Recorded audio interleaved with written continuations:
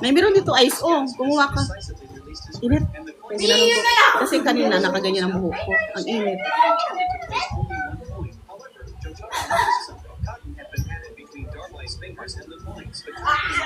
Hi, good evening. Kumusta kayo mga amigos, mga amiga? Kumusta kayo lahat dyan? Ngayon lang ulit nakapag-live. Ang buhok ko ay magulo. Magulo ang aking buhok. Inom tayo. Ito siya. Ay, sorry. Bawal pala. Ayun, inom tayo.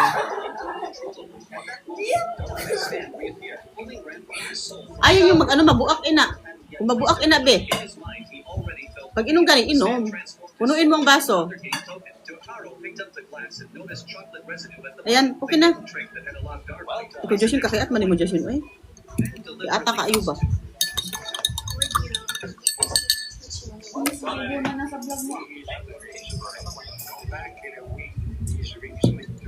Grabe naman tubig yan. Punong-puno ako.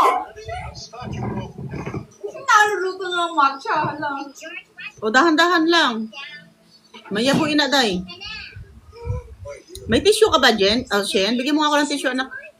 Thank you. Dali.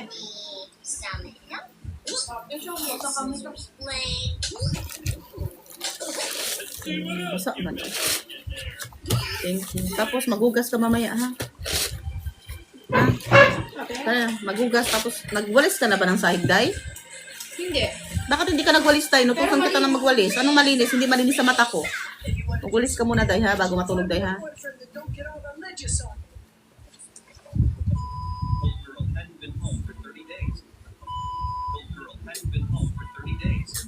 Paggabi, mga alas 2 na kami natulog kasi nanood sila ng mga anime. Yes, to adik kayo sila sa anime. Ambot na lang. Okay, wala man klase. Mauna, natulog sila mga kuan na, mga alas 2 na kakapi. Pero ako naman sila giagda. Ako sila giig na natulog na kay kuan.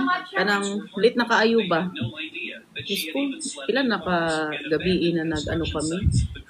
Na nagpuyat kami. Masarap ba, Pia? Ano, paborito pala ni Pia ang ganun. Masarap, pero lasa green tea. O ganun talaga ang lasa niya. Kasi matcha siya. Kaya lasa siyang green tea. Nag-wig ko kay, nagsawa na ako sa buko kalbo. Ano kasi ako, nagpa-high cut. And demanded she never close it. This made her feel she had no privacy, even when she wanted to go out and play with friends, begging her parents to let her go out for just 10 minutes. The response Matangas kay ilong ko, di kaya yan. even demanded she cut off contact with her friends. May pa yung yellow. Kayin mo yan, Shin. Wala, andun ang yellow. Dong, oh, nandun dong. Pakikuha na. Kaya na ko yellow. Gawa sana ako ng ice candy ba? Avocado ba? Tamang kikapoy man mo guwa, eh. Kanang mapalat sang avocado sa guwas.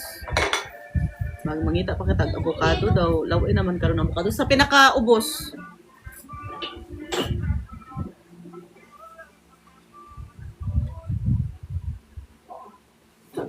Wala, duwa may nakabukay mong gikuha doon. Usa lang.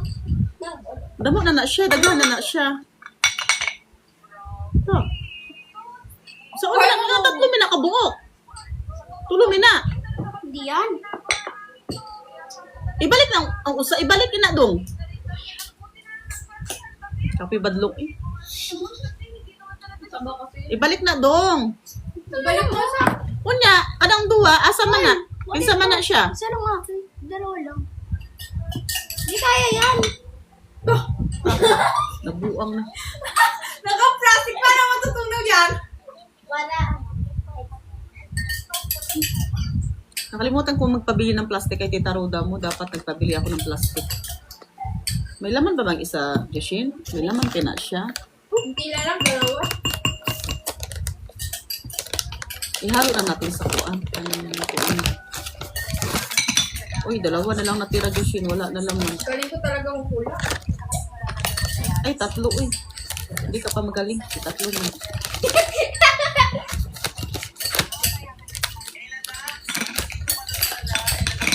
Naglupas siya. Daghan siya.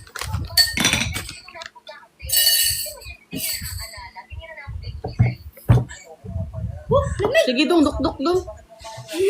Tapos, kaon ka mo, di kayo makatigo magdimpyo sa lamisa na to, ha? Pero, Mamaya, maginis kayo ng maginis kayo mamaya. Sana yung wala sang unod kay ato na ibutang diri. Samo ka ayun kasama.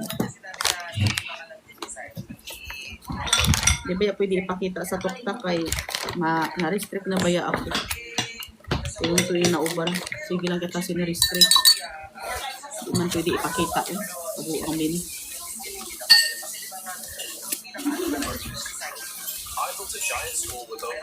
Init. Mainit kayo. Init kayo siya.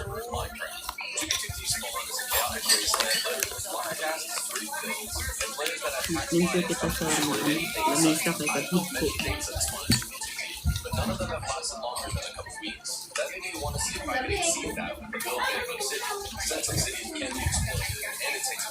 Kasi ilabay mini siya. Ilabay ni siya. ano yun? Iti ba? Ilabay ba? Labay? Tapon mo. Putis labay. Tapon. Kala ko labay. Ano, labay nga. Tapon nga. Pero di mo itapon ang kuan. Ang suklay ba? Yan ang kuan lang. Ang itapon mo. Basura lang. Itapon kasi si labay. Labay gani.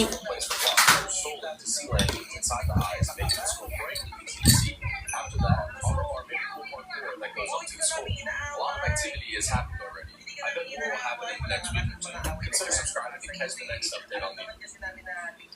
I built a giant school with I built a house at the coordinate 00 on 2v2t, the oldest running anarchy server in Minecraft. 00 is the very center of 2v2t. It's known to be very chaotic with players that have half-life, true crystal PvP, and given I decided to build this house to see what players would do and to see how long the house survives. Kung sa man sigilan to ni mo na ako dong. A couple players in Ang tingin mo sa akin. Nagandahan ka kay ma'am. 67 and 2v channels were pretty nice. Ha? Sige ka malantaw na ako. Ha? Nag-wig kasi ako kasi kalbo ang buhok ko. FAR4N91 Pima Kalbo. the sword through the obsidian. When I came back, LK67 started placing melons around the build. I trapped myself in some of the melons, and a player named T6 exploded a crystal which ended up killing Laway me. ng When I came back, pagkalagay ng there was another player that showed up named Molly7. Laway Made sure everyone pagkalagay. shoots Dali na the dong, best tanggalin things. aki buhok dong be. Thank you, Molly7. Around Bilisan 20 mo dong minutes kaon later, dong. O inom. Ikaw na magtanggal ani sa ako-akuan. Kay may ipit mini siya sa ano ba sa pinakailalim, nipitan ko para hindi siya agad This matanggal. is the same player that killed Kahit me with the crystal, magaling-ganyan went ko out pa. to 2v channels and started crystal PvP again, Ganun-ganun, which hindi siya exploded the matanggal. house. The May house ipit lasted lang sa around loob. 45 minutes. Kaso mainit lang siya Does masyado. this surprise you? Tapos may Comment below suklay what you din want to see siya. next. Consider, in the last few months, May suklay I've siya built many nadala. things at 2v2t spawn. Dalawa to, ang isa may iksi, di ko siya gusto. Since 2v2t has Ito lang no nagustuhan rules, ko players kay can do parang whatever they mahaba want, and ba. I was curious to see how long Diba? different builds will last at 2v2t spawn. Ito lang It all nagustuhan ko started kay when I built mahaba. a house that lasted 4 days at spawn. Then I built a melon man that got griefed after 5. After that, I decided to build a Rubik's Cube. Kumain na ba which kayo, attracted a Nak? ton of players who built lots of really cool things. Sa man inyo gikaon? The cube got destroyed after a little Ha? more than 2 weeks, which is more Ang sa man inyo gikaon? Ewan ko. Puno na pala yung email ko. double the amount of time the other builds lasted. After that, I built a Charizard as well as an Umbreon. Players came and built some really cool builds by the Charizard, but the Charizard lasted 2 weeks and the Umbreon only lasted 1 week at 2v2t spawn. Then, I decided to build a village made of melons which actually had a player come live in the melon town. That build also lasted a couple weeks. Hi, at 2v2t Sophia spawn. Fatima. I wanted one of my builds to last Di even ba? longer. Pamangkin ko yan So I si disguised the Sophia base by Fatima. building into a lava cast to keep it hidden. Surprisingly, the base got griefed on day 5. Maybe I'll try to make a base that nobody can find on 2v2t spawn. Let me know in the comments if you have any idea. I carved into a lava cast and built a secret base of 2v2t spawn, the oldest running anarchy server in Minecraft. 2v2t spawn is a wasteland of lava casts. I built a village made of 2 weeks ago. I built a village made of melons at the spawn of 2v2t, the oldest Libre mo anarchy na server akong in mix, Minecraft. In the last week, there's been a lot of activity. Sabi na mag-end na tayo ng live kasi may gagawin ako. 4 months ago, I